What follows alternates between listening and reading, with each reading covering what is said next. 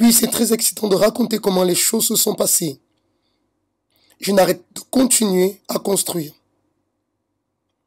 Cela peut être une incompréhension. Hobby Lobby a été commencé dans le salon d'une maison locale dans le début des années 70. Le commerce de David est international et compte maintenant 20 000 employés et 427 magasins dans 39 États. Il est le numéro 136 sur les 400 Américains enregistrés sur la liste Forbes, dont le réseau atteint 2,5 billions de dollars. Pour atteindre cette somme, il a eu par moments des batailles, de la fierté et des dettes. David est ressorti de la bataille humble et reconnaissant, donnant tous les honneurs à Dieu. Dieu nous a dessiné le plan et vous savez ce qu'il donne, la gloire de Dieu. Seulement une partie de la côte ouest et la Nouvelle-Angleterre appartiennent à la chaîne. Green dit que Hobby Lobby va s'étendre partout et attend l'ouverture de la Californie en janvier, suivi de magasins au Connecticut, Rhode Island et New Hampshire. Il y avait tant de décisions que nous devons prendre et nous ne pouvons le faire sans Dieu. Le Saint-Esprit nous a guidés et cela a été très important pour moi et ma famille. Pour lui, c'était un ministère. Il aurait pu être un prêcheur. Et grand-mère avait 6 prêcheurs, il était pris pour un prêcheur, mais ce n'était pas pour cela qu'il était appelé. Il devait faire ce pourquoi il avait été appelé, la vente des détails. Green a bâti son affaire sur les principes bibliques. On s'est toujours attaché à la parole. Il a aussi été dit que ce n'est pas donné.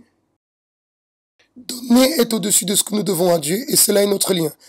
Donner, plus de profit, plus de fonds à donner.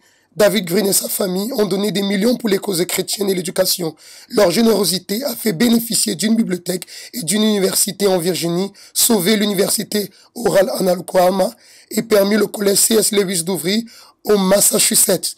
Ces fonds ont permis d'acheter d'anciens objets chrétiens et une ancienne Bible pour le Musée national de la Bible. Cependant, Green n'oublie pas ceux qui aident à la bonne marche de Hobby Lobby et à la satisfaction des clients.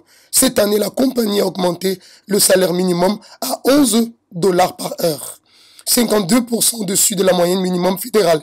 Green dit que c'est pour récompenser les employés pour le succès de la compagnie. Un autre moyen dont Green prend soin de ses employés est de réduire les heures durant lesquelles le magasin reste ouvert l'après-midi. Par exemple, vous pouvez voir, lundi à samedi, c'est ouvert jusqu'à seulement 8 heures du soir. Hobby Lobby est aussi fermé le dimanche pour accorder du temps pour la famille et l'adoration. C'était un peu effrayant, mais nous savions que c'était Dieu qui disait de fermer le dimanche. Parce que ce sont les heures les plus achalandées de la semaine. Nous savions ce que Dieu voulait. Green dit qu'il n'y a pas d'autres compagnies de la taille de Hobby Lobby qui sont ouvertes seulement 66 heures par semaine. Et même durant cette période économique, les affaires de Green continuent de fleurir. Il dit que les ventes d'un même magasin a augmenté de 6% l'année dernière et les bénéfices de la compagnie sont de 10%. Mes affaires vont très bien, même dans les moments difficiles. L'année dernière, nous avons eu une belle augmentation dans le même magasin cette année.